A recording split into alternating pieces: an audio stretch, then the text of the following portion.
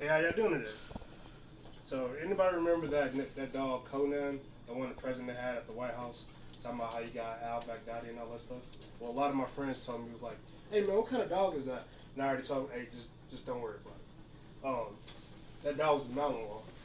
Belgian Malinois are very intelligent, relatively easy to train for me, because I've been doing this 8 years. Um, that being said, this breed isn't suitable for inexperienced people. I probably wouldn't recommend a Malinois to anybody with their first dog. I'm here today to educate the public on how Mals are. Even if you're a somewhat experienced pet owner, I'm here to tell you that Belgian Malinois may be too much dog for you. Today I'll be going over the Belgian Malinois' temperament, health conditions, and what they're bred to do. But now that I've told you my opinion, I'm going to tell you about the Belgian Malinois temperament. As you see, is my visual aid. Come here, fool. This is Rex.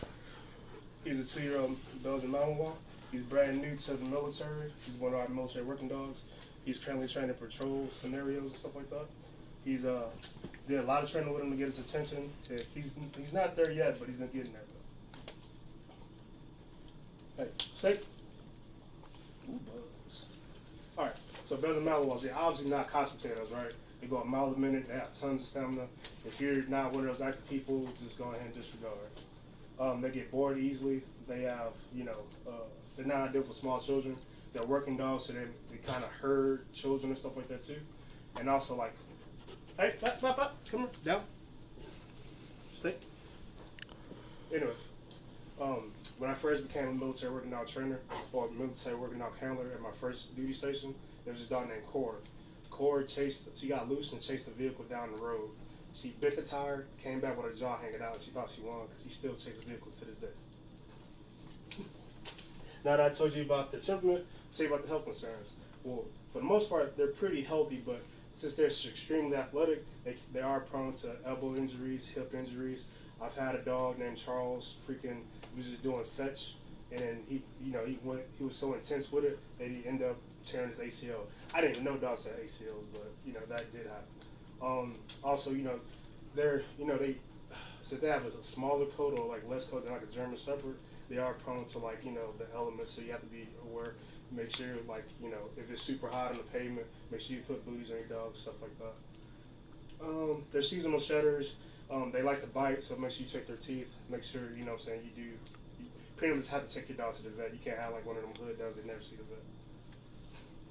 So now I told you about their health concerns. I'm gonna tell you what they're bred to do. Protection. I don't know if y'all have seen those Shitson videos with the guy with the little freaking whip and all that stuff, but they're natural protectors, whatever. That's like literally in their DNA. Their prey drive and defense drive is super high compared to other breeds.